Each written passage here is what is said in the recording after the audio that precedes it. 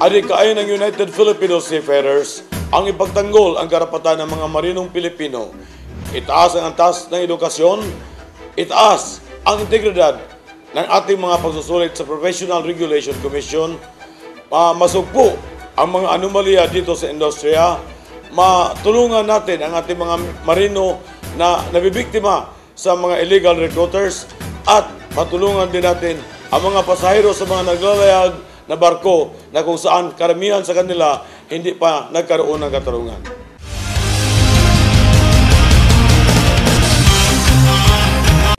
Okay, mga kasambahay, dito tayo ngayon sa Tinig ng Marino. Isa ito sa mga sinusubaybayan ng ating mga kababayan. As usual, kasama natin ang ating co-host, walang iba kundi si Engineer Nelson Ramirez, ang presidente po ng United Filipino Seafarers. Engineer, magandang hapon sa iyo. Pink! Yeah, magandang hapon sa iyo, Ann, at magandang hapon sa iyo, Captain Sabay, at magandang hapon naman sa lahat ng ating mga viewers. Okay, naka-pink ka ngayon. Ayan. I don't know what is. Alam mo, pag tunay na lalaki ka daw, hindi ka natatakot magsuot ng kulay pink. Wala akong duda dyan. Okay, ladies and gentlemen, maganda ang ating topic ngayong hapon dahil ang magdadissect nitong isyong ito ay isa sa mga expertise niya itong topic na ito, mga kasambahay. We have Captain Bert Sabay, ang CEO ng New Simulator Center of the Philippines Incorporated. Welcome to the show again. This is your fourth time here. Yes, thank you very much, Miss Ann, and good afternoon, Nelson. I'm happy and I'm willing to oblige. Okay. Ano yan? Order? It's an order.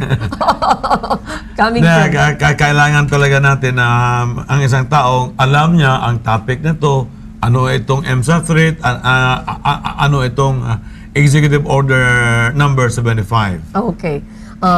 Sir, last time nabatid na ng ating mga kababayan na nakapanood nung ating talakayan na may banta ang EMSA. May we know from you, anong update dito? Itong binabanggit natin na Executive Order 75, solusyon na ba ito? Ang Executive Order 75 is an initial step. Initial lamang? Yes, Okay. Masasabi natin maaring buksan niya ang pintuan tungo sa solusyon. Okay. Engineer, again, bigyan natin ng konting background yung ating mga kababayan. Ano nga po pala itong EMSA threat na ito? At ano nga itong sinusubo na Executive Order?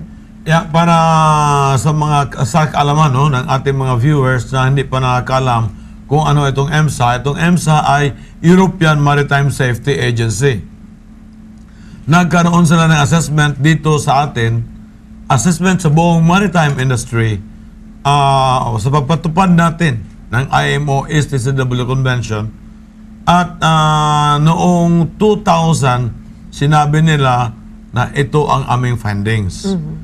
May pagkukulang ang CHED, may pagkukulang ang PRC, may pagkukulang kung ano-anong pagkukulang natin dito sa Pilipinas.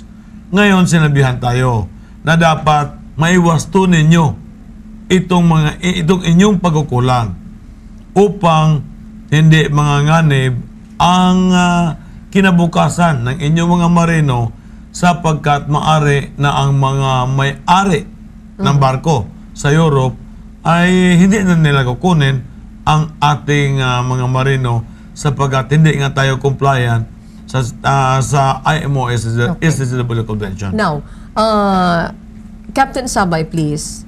We have already the Executive Order number 75. Can you discuss kung ano yung content nitong Executive Order number 75 na siyang sinasabi niyong initial step para dito sa banta ng EMSA? Unang-una, solusyon ito doon sa findings na ang ating Maritime Administration ay fragmented.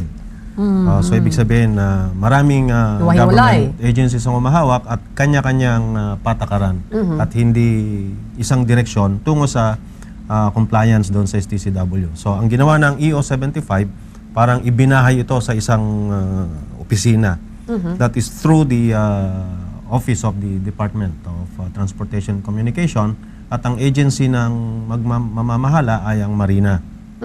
Na according naman sa opinion ng IMO at ng EMSA sa mga discussions, yun ang kanilang nakikitang dapat nararapat na ahensya. Oh, teka muna. Maganda na ito, ha? Since pardon my ignorance, Engineer and Captain Sabay, executive order, kailan lang po ito naibigay, naipagkaloob? Actually, bago lang yan. Pero ang batas na nagpaloob niyan ay napakatagal na. Yang batas na yan ay sinulat ni then President Cory Aquino 25 years ago. Ang nanay ang pumirma sa batas na yan, ang anak na ang nagpatupad. O sabi sabihin, mayroon tayong dapat ikatuwa dito sa pagkakaroon ng Executive Order number 75. Captain Sabay, Engineer Ramirez. Yeah, kasi batas yan talaga. Ang pinangagalingan niya na isang batas na pinirmahan noon ni then President Cory Aquino. At Okay. nga ang napapatupad na ito ng anak. Okay. Are you happy? Well, I'm glad at nabuksan ang pag-iisip ng ating gobyerno na kailangang gawin ito para mabigyan ng daan ng tamang implementation. Okay. Yun na nga sinasabi niya, fragmented masyado kasi may kanya-kanyang pamamaraan at may kanya-kanyang interpretasyon din. Kaya hindi makakasundo. Kagaya ng palagi nating napag-ausapan dito na para bang isang band na isang malaking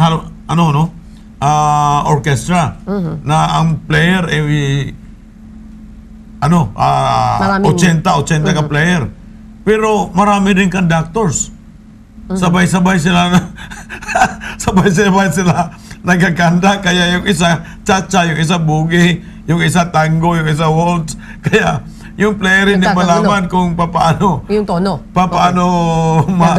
ma-harmonize ang tono. Kaya ito sinasabi ni Captain Sabay na maaring ito ng pinto na magbubukas sa kanilang pagkakaisa. Okay. Initially sabi niyo po, you're glad but not happy. Not yet. Titingnan pa natin kung ano ang gagawin. Kasi kumbaga sa form pa lang ito, wala pa yung substance. What? Parang nagulumihanan ako. Form pa lang, wala yung substance. Yes. Teka muna, parang wala naman tayong giya kapag form lang. Tama. Kasi ganito ang history